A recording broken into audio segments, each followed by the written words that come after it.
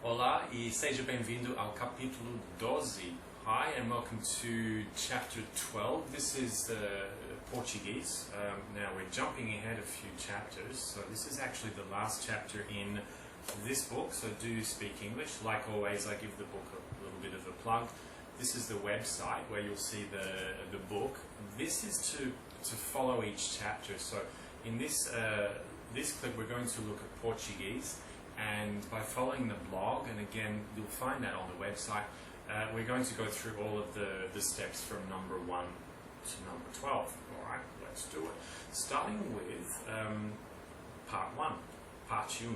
Okay, o mundo que fala português, or o mundo lusófono, which means the Portuguese-speaking world. Now, when you take on a language, when you learn a language, it's really important to know where the language is spoken. The first thing that comes to mind, Portuguese, is of course Brazil. It's where most people who speak Portuguese live.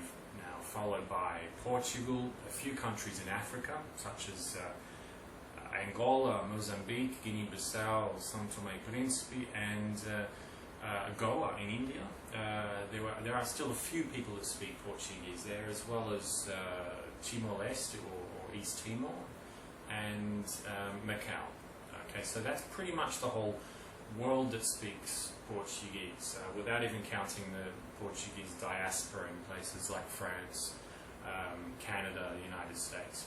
Okay, so let's begin. So that's part 1. Okay, o mundo que fala português. We need to look at a map of where the Portuguese speakers are before we can move on to parte 2, part 2.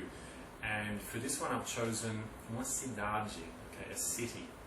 And the example of this clip is Lisbon, Lisboa, which is the capital of Portugal. Now, this clip is about 6 minutes long. There are no words in it. The aim of this clip is to really just to absorb the whole atmosphere without even hearing the language, just to give you an idea of a place where the language is spoken. So that's step 2. Now on to part 3 or parte 3, lugar, which means a place. In this clip what I've done is I've chosen a market, because the market's the best place to actually see a lot of the written language. And in this example, it's o Mercado Municipal de São Paulo, which is one of the main markets in Brazil, in fact, in São Paulo. And you'll see a lot of Portuguese actually written as well as spoken. So that's always the most important thing. Before we begin, we haven't even heard the language spoken yet. This is where we start in parte 4, okay, part 4, televisão, or TV, television. Now, in the Portuguese-speaking world, Brazil is the leader in exporting drama or TV in general to the rest of the world. And drama is a very good way to actually learn a language, because it shows you how people interact, you know, whether they're arguing, whether they're making jokes, whether they're worried about something.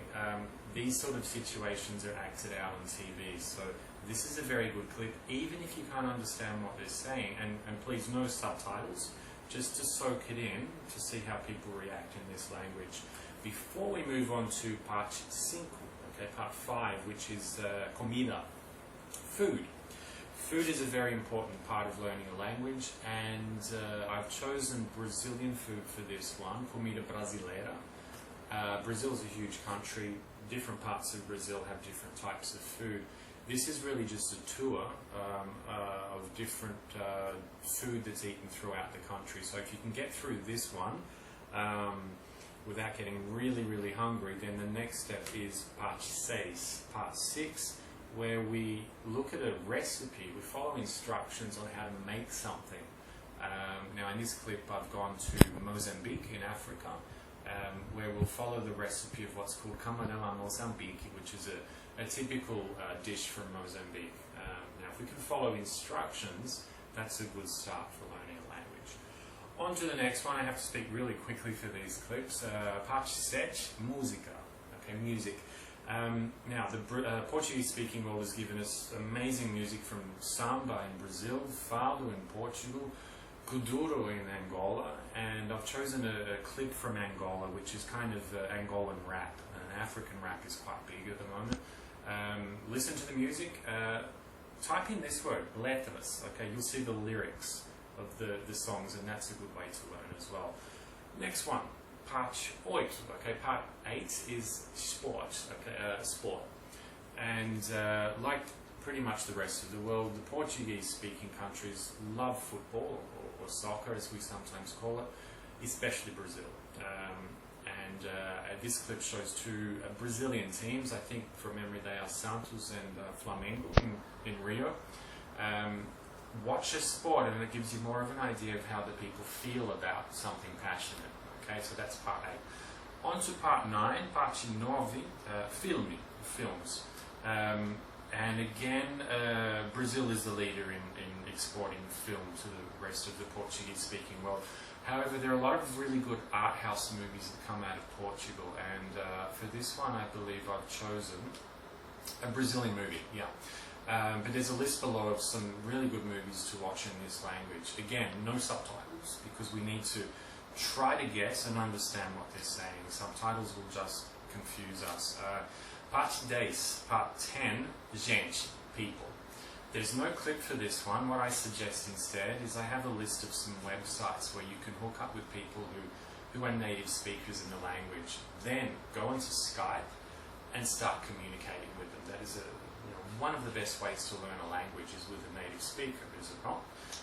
So that's part 10. Quickly moving along, parte 11, part 11, trabalho, work. Now, if you're learning this language for work, this will show you how to speak in an interview, and this person in São Paulo, in Brazil, goes through some techniques in how to speak Portuguese in an interview.